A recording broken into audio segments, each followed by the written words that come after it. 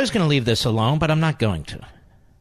We have Chelsea Clinton at a Rise Up for Roe event Saturday. Rise Up for Roe. Roe v. Wade helped add $3.5 trillion to our economy. Well, I don't know about you, but when I think about abortion, I certainly think about adding money to our economy. How bizarre is this? Cut 13, go. Whether you kind of fundamentally care about reproductive rights and access, right? Because again, these by the way, she sounds exactly like her mother, doesn't she? I'm not attacking. I'm just it's a chip off the old block. Go ahead.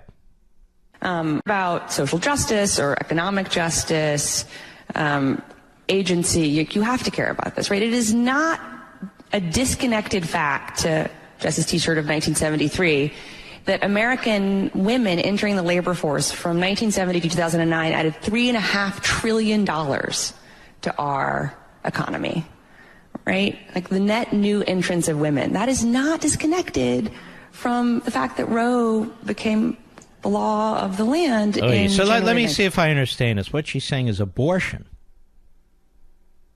allowed women the freedom of being in the workforce. This is very cold. Very, very cold. Abortion allowed women the freedom of working in the workforce, or as Andrew Cuomo might say, to be fully engaged. You know, I've never viewed having children this way. Having children is what we do. It's the greatest thing human beings can do. It's the greatest thing that a married couple can do, is to have children.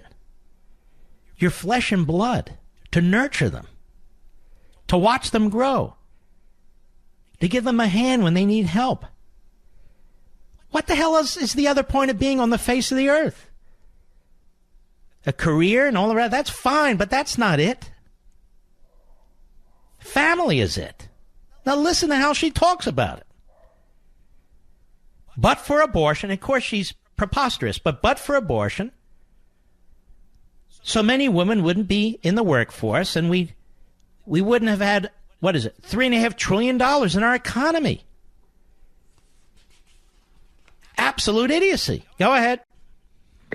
So I think whatever it is that people say they care about, I think you can connect to this issue. Of course, I would hope that they would care about our equal rights and dignity to make our own choices.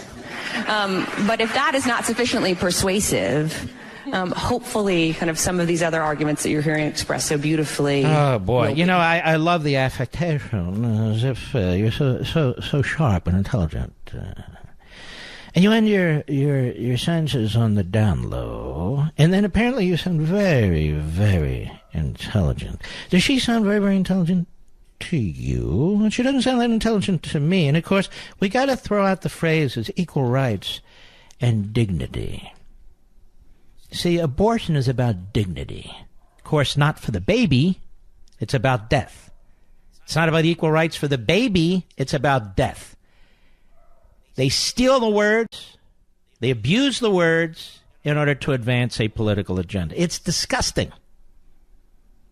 It's disgusting.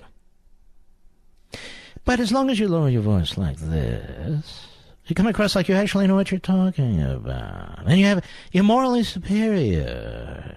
And since abortion, women have been fully engaged. From 1973 to 2009, you know what? My grandmother, God bless her, my mother's mother, she was an independent small businesswoman. Independent small businesswoman. There was no Roe v. Wade. There weren't all these government programs, and even if there were, she wouldn't have asked for a single damn dime from any of them.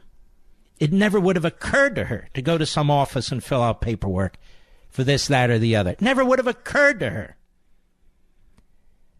She was a small businesswoman. She didn't make a lot of money. She took care of her children. That's it. Her children. Her live flesh and blood children. She didn't need Roe v. Wade to enter the workforce. She entered the workforce like tens of millions of women are doing today with children. And like 10 times that amount did in the past. As if they've invented some new idea, ladies and gentlemen, that women can work. Women have always worked. In the home and outside the home. Women have always worked with children. And they worked in the home and outside the home. We don't need government to tell us anything, and we don't need liberals to monetize it. Or to lower the end of their sentence. So you think they're so incredibly intelligent. I'll be right back. Mark Levin.